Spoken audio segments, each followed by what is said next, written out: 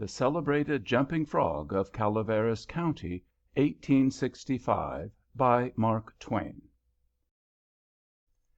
In compliance with the request of a friend of mine who wrote me from the East, I called on good-natured, garrulous old Simon Wheeler, and inquired after my friend's friend Leonidas W. Smiley, as requested to do, and I hereunto append the result.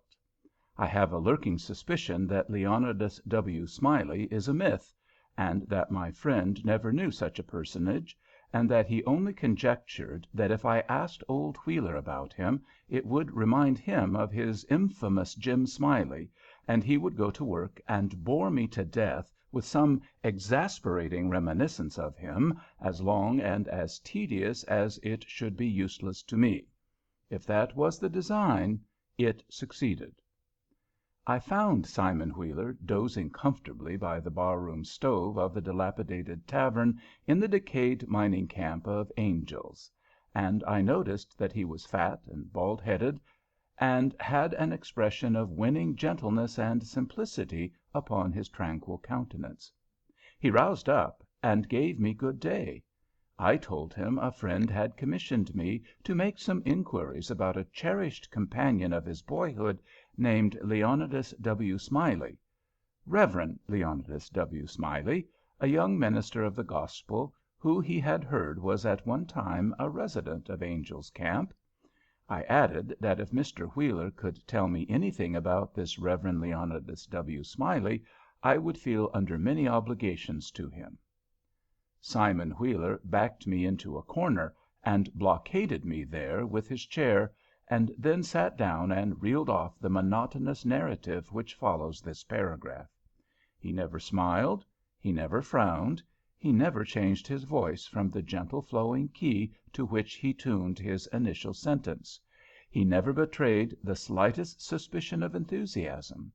But all through the interminable narrative there ran a vein of impressive earnestness and sincerity, which showed me plainly that, so far from his imagining that there was anything ridiculous or funny about his story, he regarded it as a really important matter, and admired its two heroes as men of transcendent genius in finesse.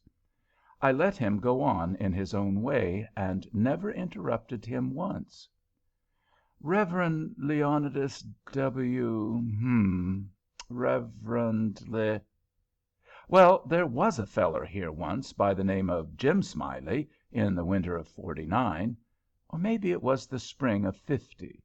I don't recollect exactly, somehow, though what makes me think it was one or the other is because I remember the big flume warn't finished when he first came to the camp. But anyway, he was the curiousest man about, always betting on anything that turned up you ever see, if he could get anybody to bet on the other side. And if he couldn't, he'd change sides. Any way that suited the other man would suit him. Any way, just so's he's got a bet. He was satisfied. But still he was lucky, uncommon lucky. He most always come out winner. He was always ready and laying for a chance. There couldn't be no solitary thing mentioned but that feller'd offer to bet on it, and take any side you please, as I was just telling you. If there was a horse race, you'd find him flush, or you'd find him busted at the end of it. If there was a dog fight, he'd bet on it. If there was a cat fight, he'd bet on it. If there was a chicken fight, he'd bet on it. Why, if there was two birds sitting on a fence, he would bet you which one would fly first. Or if there was a camp meeting, he would be there reg'lar to bet on Parson Walker, which he judged to be the best exhorter about here, and he was, too, and a good man. If he even see a straddle-bug start to go anywheres, he would bet you how long it would take him to get to wherever he was going to, and if you took him up, he would foller that straddle-bug to Mexico, but what he would find out where he was bound for and how long he was on the road. Lots of the boys here has seen that Smiley and can tell you about him. Why, it never made no difference to him. He'd bet on anything. The dangest feller. Parson Walker's wife laid very sick once for a good while, and it seemed as if they weren't going to save her. But one morning he come in, and Smiley up and asked him how she was, and he said she was considerable better, thank the Lord for his infinite mercy, and coming on so smart that with the blessing of Providence she'd get well yet. And Smiley, before he thought, says, "Well, I'll risk 2½ she don't, anyway." This here Smiley had a mare. The boys called her the 15-minute nag, but that was only in fun, you know, because, of course, she was faster than that, and he used to win money on that horse, for all she was so slow and always had the asthma, or the distemper, or the consumption, or something of that kind. They used to give her 200 or 300 yards start, and then pass her under way. But always at the fag end of the race she'd get excited and desperate like, and come cavorting and straddling up, and scattering her legs round limber, sometimes in the air and sometimes out to one side amongst the fences, and kicking up more dust and raising more racket, with her coughing and sneezing and blowing her nose, and always fetch up at the stand just about a neck ahead, as near as you could cipher it down. And he had a little small bull pup that to look at him you'd think he warn't worth a cent, but to set around and look ornery and lay for a chance to steal something. But as soon as money was up on him he was a different dog. His underjaw'd begin to stick out like the forecastle of a steamboat, and his teeth would uncover and shine like the furnaces. And a dog might tackle him and bullyrag him and bite him and throw him over his shoulder 2 or 3 times, and Andrew Jackson, which was the name of the pup, Andrew Jackson would never let on, but what he was satisfied, and hadn't expected nothing else, and the bets being doubled and doubled on the other side all the time, till the money was all up, and then all of a sudden he would grab that other dog just by the j'int of his hind leg and freeze to it. Not chaw, you understand, but only just grip and hang on till they throwed up the sponge, if it was a year. Smiley always come out winner on that pup, till he harnessed a dog once that didn't have no hind legs, because they'd been sawed off in a circular saw, and when the thing had gone along far enough and the money was all up, and he come to make a snatch for his pet Holt, he see in a minute how he'd been imposed on, and how the other dog had him in the door, so to speak, and he 'peared surprised, and then he looked sort of discouraged like, and didn't try no more to win the fight, and so he got shucked out bad.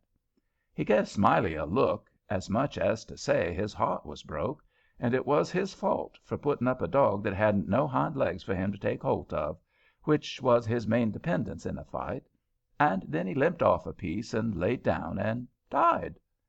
It was a good pup, was that Andrew Jackson, and would have made a name for hisself if he'd lived, for the stuff was in him, and he had genius. I know it, 'cause he hadn't no opportunities to speak of, and it don't stand to reason that a dog could make such a fight as he could under them circumstances if he hadn't no talent. It always makes me feel sorry when I think of that last fight of his'n and the way it turned out.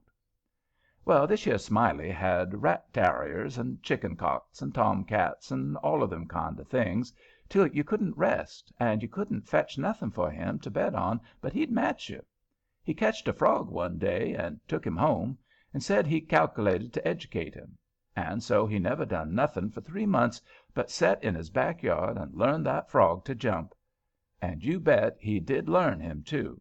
He give him a little punch behind, and the next minute you'd see that frog whirling in the air like a doughnut, see him turn one summerset, maybe a couple, and if he got a good start and come down flat-footed and all right, like a cat.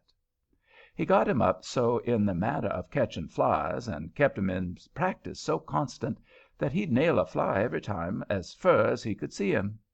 Smiley said all a frog wanted was education, and he could do most anything, and I believe him. Why, I've seen him set Daniel Webster down here on this floor Daniel Webster was the name of the frog and sing out, "Flies, Daniel, flies!" And quicker'n you could wink he'd spring straight up and snake a fly off'n the counter there, and flop down on the floor again as solid as a gob of mud, and fall to scratching the side of his head with his hind foot as indifferent as if he hadn't no idea he'd been doing any more any frog ought to. You never see a frog so modest and straightforward as he was, for all he was so gifted. And when it come to fair and square jumping on a dead level, he could get over more ground at one straddle than any animal of his breed you ever see. Jumping on a dead level was his strong suit, you understand, and when it come to that, Smiley would ante up money on him as long as he had a red. Smiley was monstrous proud of his frog, and well he might be, for fellers that had traveled and been everywheres all said he laid over any frog that ever they see. Well, Smiley kept the beast in a little lattice box, and he used to fetch him downtown sometimes and lay for a bet. One day a feller, a stranger in the camp he was, come acrost him with his box and says, "What might be that you've got in that box?" And Smiley says, sort of indifferent like, "Well, it might be a parrot, or it might be a canary, maybe, but it ain't. It's only just a frog." And the feller took it and looked at it careful and turned it round this way and that, and says, "Huh, so 'tis. Well, what's he good for?" "Well," Smiley says, easy and careless, "he's good enough for one thing, I should judge. He can outjump any frog in Calaveras County." The feller took the box again and took another long, particular look and give it back to Smiley, and says, very deliberate, "Well," he says, "I don't see no p'ints about that frog that's any better than any other frog." "Maybe you don't," Smiley says. "Maybe you understand frogs, and maybe you don't understand 'em. Maybe you've had experience, and maybe you ain't only a amateur, as it were. Anyways, I got my opinions, and I'll risk $40 that he can outjump any frog in Calaveras County." And the feller studied a minute, and then says, kinder sad like, "Well, I'm only a stranger here, and I ain't got no frog, but if I had a frog I'd bet you." And then Smiley says, "That's all right, that's all right. If you'll hold my box a minute I'll go and get you a frog." And so the feller took the box and put up his $40 along with Smiley's, and sat down to wait. So he sat there a good while thinking and thinking to hisself, and then he got the frog out and pried its mouth open, and took a teaspoon and filled him full of quail shot. Filled him pretty near up to his chin, and set him on the floor.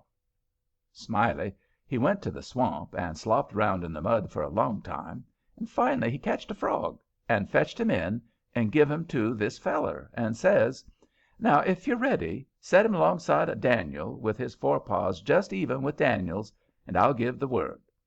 Then he says, "1, 2, 3, git!"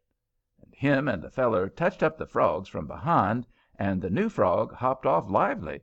But Daniel give a heave and h'isted up his shoulders, so like a Frenchman, but it weren't no use. He couldn't budge. He was planted as solid as a church, and he couldn't no more stir than if he was anchored out. Smiley was a good deal surprised, and he was disgusted, too, but he didn't have no idea what the matter was, of course. The feller took the money and started away, and when he was going out at the door he sort of jerked his thumb over his shoulder, so, at Daniel, and says again, very deliberate, "Well," he says, "I don't see no p'ints about that frog that's any better 'n any other frog." Smiley, he stood scratching his head and looking down at Daniel a long time, and at last says, "I do wonder what in the nation that frog throwed off for. I wonder if there ain't something the matter with him. He 'pears to look mighty baggy, somehow." And he ketched Daniel up by the nape of the neck and hefted him, and says, "Why, blame my cats if he don't weigh 5 pounds," and turned him upside down, and he belched out a double handful of shot. And then he sees how it was, and he was the maddest man.